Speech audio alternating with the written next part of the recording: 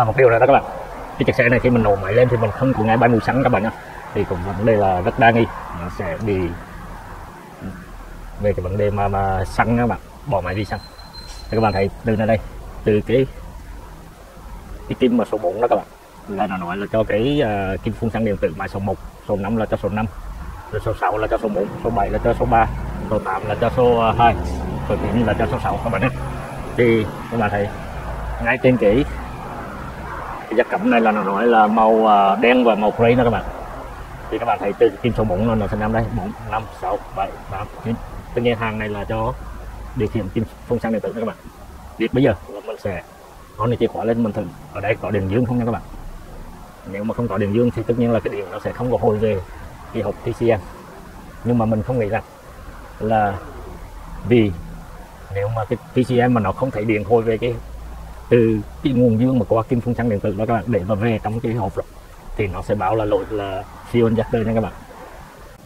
Các bạn thấy cái bỏ giấy mà cung cấp nguồn cho các cái kim phun xăng điện tử đó các bạn, là tất cả đều là giấy màu vàng, nó nằm ở đây, nhưng mà mình không có kiểm tra ở đây, bởi vì đằng nào khi mà mình kiểm tra ngay trên cái hộp PCM mà nó có điện đó các bạn, thì có điện dương thì có nghĩa rằng là mình đã có cái nguồn điện dương đến cho sẵn nha các bạn.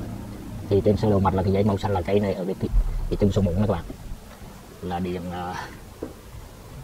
điều khiển cho cái kim số 1 nha các bạn. Và bây giờ mình chỉ dùng cái này để mà thử điện thôi nha các bạn.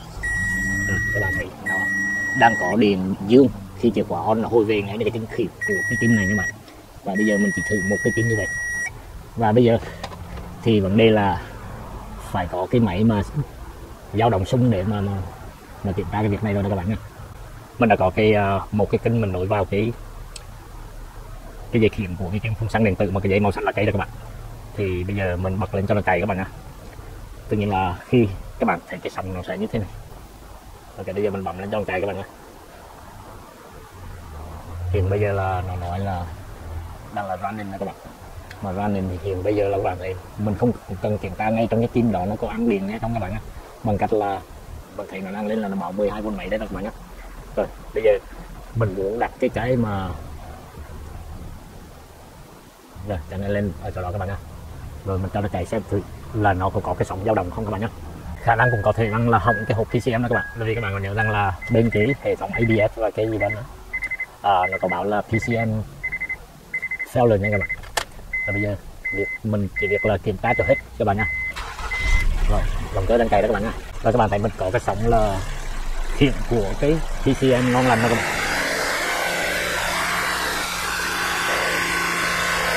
Các bạn thấy thì bây giờ động cơ nó lên ga giống như là để mà khi mà thử xe người ta bảo đó các bạn, nó lên ga như vậy thì các bạn thấy khi mà lên ga là chúng ta hoàn toàn mất xịn nha các bạn. Rồi bây giờ mình cái này đây để mình tắt cái máy lại đó các bạn nhé. Các bạn nha, bây giờ mình tắt cái động cơ các bạn nhé.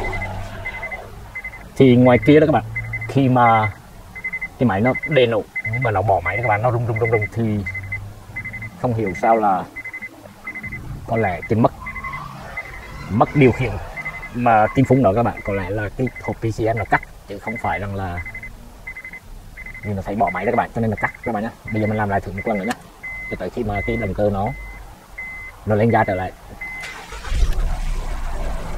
Bây giờ các bạn mình để đây các bạn đi ra xem luôn nhé. Đây các bạn thì nó vẫn có lại cái sóng ra thôi nhá. Bây giờ mình cứ chờ cho tới khi mà nó lên ga trở lại, con xem nó có mất không các bạn nhá.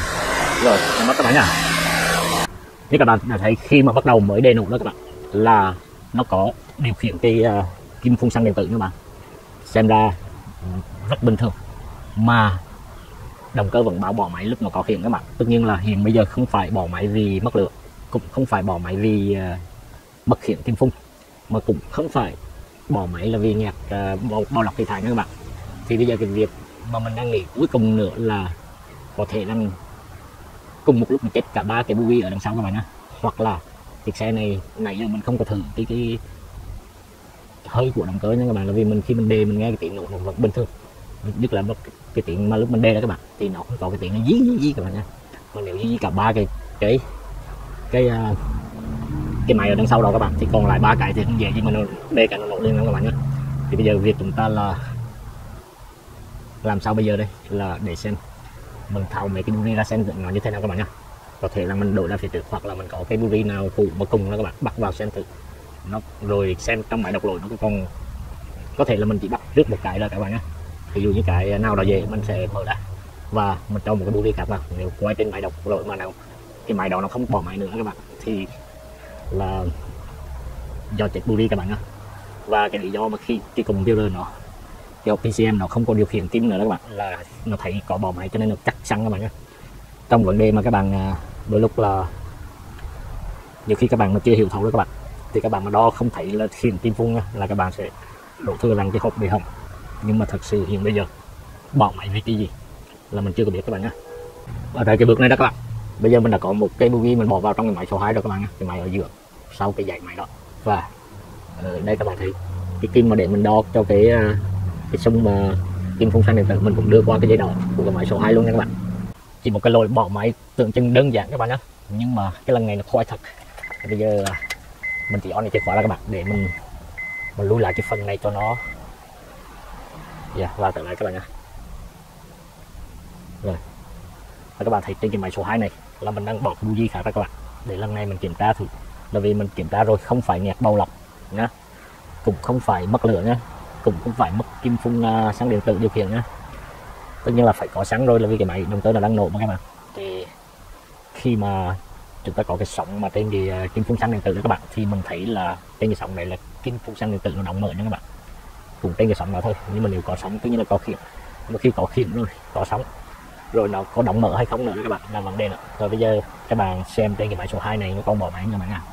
Nếu mà nó bỏ máy nữa đó các bạn thì bước tiếp theo là chúng ta thử là hơi của động cơ nha các bạn. Rồi các bạn thấy vẫn bỏ máy liên tục như vậy, cái luồng bây giờ không phải là bị boogie nữa nha các bạn. Và các bạn thấy cái kim phun xăng điện tử của cái máy số 2 này vẫn điều khiển các bạn. Các bạn thấy ở đây là có một cái đoạn gãy thế này nhá, có nghĩa là các bạn thấy khi mà mình vừa rồi mình vào mình tắt động cơ rồi các bạn, khi mà cái xung mà của cái kim phun xăng điện tử các bạn thấy cái đường này đáng lẽ nếu như mà nó cái kim trong mà nó không đóng mở đó các bạn nhé, thì cái đường này nó sẽ đi một cái đường cung bầu luôn.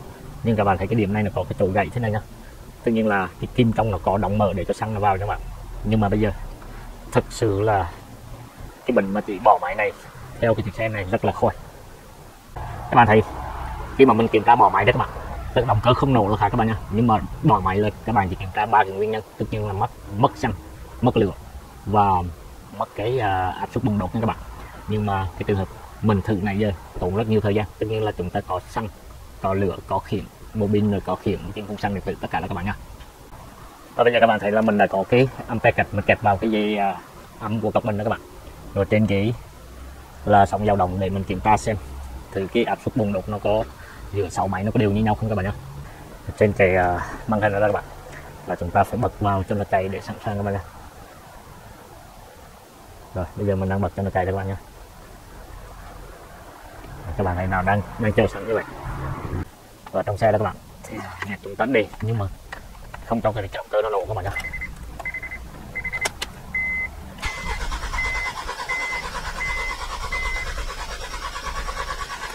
Rồi tầm đó thôi các bạn nhé. Rồi chúng ta xem thử cái sóng dao động của nó như thế nào. Đây các bạn thấy tất cả những cái sóng mà nhấp lên nhấp xuống này là khi mà cái trong nó nén trong cái lông xi lanh này các bạn. Tất nhiên là cái đề nó phải tại một cái cường độ cao lên các bạn nhé. Tất nhiên là ở đây mình sẽ đo xem, tất nhiên là đo để các bạn thấy thôi, chứ thật sự nó không cần thiết là để là đo làm gì. Và các bạn thấy ở đây là nó ghi để coi 229 ampere là các bạn nhé. 229 ampere là cái điểm mà cao nhất. Mà cái quan trọng bây giờ mình chỉ nhìn vào đây là tất cả nó là đều các bạn nhé. Thì bây giờ cái việc mà bỏ máy của chiếc xe này là vì cái gì? Mình có hơi đều nhau, tất nhiên máy đang nổ. Nếu mà máy không nổ thì các bạn cho rằng những cái lồng xi lanh này có thể rằng là không đủ cái áp suất tiêu chuẩn để nó nổ các bạn nhé. Nhưng mà lần này nó nổ 3 máy thì tất nhiên là 3 máy còn lại cũng cái hơi nén cũng như các 3 máy kia. Tất nhiên là chúng ta kết luận là chúng ta không bị mất hơi các bạn nhé. Và có xăng, có lửa, có khiển kim phun xăng điện tử. Và bây giờ thì vấn đề là nó bỏ máy vì đâu, cái đó mới vẫn là tất nhiên là cái chiếc xe này mình đã nói rồi, nó rất là khôi, rất là chuối các bạn. Có thể là chúng ta không biết được là có thể tìm ra hay không các bạn nhé. Rồi các bạn thấy đến đây thì mình cũng không còn biết cái gì nữa để mà kiểm tra đó các bạn. Có hơi, có lửa, tất nhiên là buji cũng không chết nha, rồi có khiển kim phun xăng điện tử đàng hoàng, nhưng mà bỏ hàng loạt 3 máy đằng sau kia. Sau khi mình thử mà áp suất nguồn đốt đó các bạn, tất nhiên là nó vẫn đều, chứ nó không có lùn xùm lao xao là để mình còn nói rằng là bị lỗ cám thế này thế nào trong đó. Và cái vấn đề bây giờ thì cho đến bây giờ là mình đang chưa biết cái bước nào để mà kiểm tra tiếp theo nữa đó các bạn nha. Thì chiếc xe này tính ra như vậy là bỏ máy, xem ra đơn giản nhưng mà rất là khôi các bạn nhé. Và tất cả đã được lắp trở lại, và cái chiếc xe này theo mình đó các bạn là mình nên trả nó đi các bạn nhé, chứ không có phán đoán là sửa chữa cái động cơ hay là thay cái hộp PCM nha các bạn. Là vì mình đã kiểm tra cái hướng dẫn sửa chữa của cái chiếc xe này đó, và là cái động cơ của nó không có dùng con đổi thủy lực nha các bạn. Thì những cái chiếc xe mà thường con đổi thủy lực của nó là khi các bạn mà đề cái máy thì cái tua nó chậm, nhưng mà khi nổ lên nó rất là nhanh thì nó sẽ bị mất áp suất các bạn nhé. Nhưng mà cái thằng này nó có bảo luôn cả cái lỗi là hộp PCM này các bạn. Thì bây giờ trong trường hợp này, nếu như các bạn có ý kiến gì thì cho mình một lời comment ở phía dưới, rồi theo mình thì chiếc xe này mình chỉ trả thôi các bạn nhé. Như vậy là cảm ơn các bạn đã xem video. Chào các bạn, bye bye.